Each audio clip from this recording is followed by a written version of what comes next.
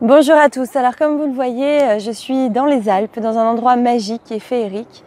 Et justement, je voudrais en même temps partager avec vous une certaine notion à propos de notre enfant intérieur. Et oui, parfois, justement, dans ces endroits aussi magiques et aussi beaux, eh bien, il y a tout un ensemble de sentiments qui renaissent en nous et c'est le moment de les travailler.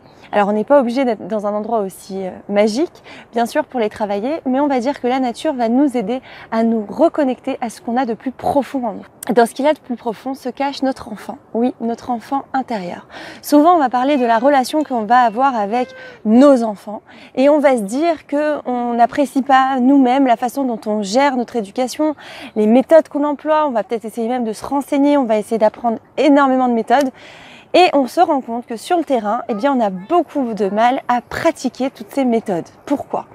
Eh bien, parce que toutes ces méthodes sont très bonnes, surtout je parle de l'éducation bienveillante, c'est évident, ce sont des méthodes à appliquer avec nos enfants, de comprendre en fait que ce n'est pas parce que nous sommes des adultes que nous détenons la vérité et de traiter nos enfants comme de futurs adultes avec tout le respect qu'ils méritent. Ça, c'est une évidence. Seul petit bémol, il y a donc en chacun d'entre nous cet enfant intérieur. Et selon la façon dont moi je me vis en tant qu'enfant, la façon dont j'ai vécu mon enfance, la façon dont moi je traite mon enfant, eh bien je traiterai l'enfant qui est en face de moi. Ça peut vous sembler un petit peu fou, un petit peu bizarre, et pourtant, essayez de vous observer.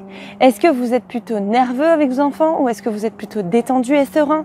Est-ce que vous êtes très protecteur, surtout sur les sujets ou les domaines dans lesquels vous avez souffert dans votre enfance? Bien souvent, lorsque nous avons vécu une certaine douleur, dans notre enfance, eh bien nous allons être surprotecteurs avec nos enfants pour les empêcher de souffrir là où nous avons souffert. Et on oublie bien souvent, parce qu'évidemment c'est une blessure émotionnelle, donc on oublie bien souvent que cet enfant qui arrive là, lui n'a pas le même vécu que nous, il a encore tout à apprendre et il ne va peut-être pas souffrir de la même manière, surtout si nous on peut le protéger sans le surprotéger. Alors comment faire justement pour arriver à s'apaiser avec nos enfants au jour d'aujourd'hui, à ce moment précis, dans ce moment présent? Comment je vais arriver à être calme avec lui vraiment et à appliquer toutes les méthodes que j'ai apprises? Eh bien d'abord en ayant traité ce qui m'a fait mal à moi dans mon enfance. Alors, je voudrais vous raconter une petite anecdote qui m'est arrivée justement en thérapie avec une patiente qui est venue me consulter parce que justement, en fait, à chaque fois qu'elle avait quelques minutes de retard avec ses enfants, eh bien, elle rentrait dans un moment de panique. Mais quand je vous dis un moment de panique, c'est qu'elle pouvait même faire des crises de panique. Donc, ce qu'on appelle des crises de panique, ça va être des moments où on va faire de la tachycardie, le cœur va battre très vite, on va transpirer, on va avoir l'impression de manquer d'oxygène. C'est vraiment très impressionnant. Donc, si elle se retrouvait malencontreusement bloquée dans un embouteillage, ou peu importe, au travail, retenue ou quoi que ce soit, eh bien, elle perdait le contrôle d'elle-même et elle était totalement paniquée. Donc, voyant que vraiment ça se répétait, que ce n'était pas son problème n'était vraiment pas physique et que c'était toujours au moment où elle était en retard pour ses enfants qu'elle perdait le contrôle, eh bien elle est venue consulter. Et là, en fouillant un petit peu dans son passé, en discutant avec elle, on s'est aperçu que, étant enfant, elle-même, eh bien il arrivait souvent à sa maman de ne pas venir la chercher à la bonne heure.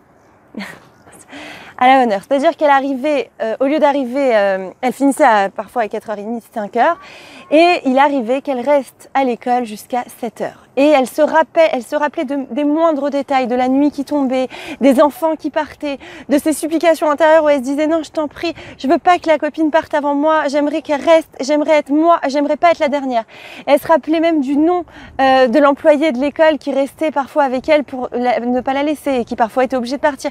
Enfin, tout ce vécu lui remontait en réalité à la surface et c'est de ça dont elle voulait protéger son enfant. Elle ne voulait pas qu'il souffre comme elle a souffert. Maintenant, évidemment, c'était disproportionné puisque son enfant pouvait attendre quelques minutes et elle se mettait en fait sous pression. Donc, vous l'aurez compris, sa propre expérience, elle l'a projetée sur son enfant. Et c'était évidemment son traumatisme qui n'avait pas été géré, qui n'avait pas été même digéré, qui n'avait pas été traité, qu'elle projetait sur le moment présent. En visualisation active, justement, on a pu traiter ce traumatisme qu'elle avait vécu. Elle a pu finalement revivre cette expérience avec beaucoup plus de sérénité, l'accepter, pardonner même, pour se libérer, pardonner justement parce que parfois effectivement on va avoir des nœuds affectifs même avec nos parents et on ne sait pas d'où ça vient et parfois ça vient oui de ces moments-là où l'enfant intérieur n'a pas pardonné parce qu'il a trop mal vécu certaines expériences. Et il n'a pas sur le coup eu l'occasion d'en parler peut-être avec sa maman au moment voulu. Donc voilà, on a pu traiter cela et finalement, eh bien, quelques temps plus tard, quand elle allait chercher son enfant, et même si elle était en retard, elle n'était plus du tout tendue, stressée. Les crises de panique avaient disparu comme elles étaient venues. Toute cette anecdote, je vous la raconte parce que, justement, elle illustre cette idée, vous voyez. C'est-à-dire qu'on a tous des blessures intérieures. Cet enfant qui est maintenant devenu un adulte souffre parfois à l'intérieur et on a peut-être refoulé plutôt que de traiter parce qu'on ne savait pas quoi en faire. Et ça va donc rejaillir sur la relation avec nos enfants. Donc apprenons finalement à nous parler nous-mêmes, à nous traiter avec beaucoup d'indulgence, beaucoup d'amour, beaucoup de bonté et de bienveillance et on y arrivera plus facilement bien sûr avec nos enfants. J'espère que cette vidéo vous aura aidé et vous aura apporté. Si vous pensez qu'elle peut aider, apporter à des personnes que vous connaissez, n'hésitez pas à la partager. Et je vous remercie et je vous dis à très bientôt.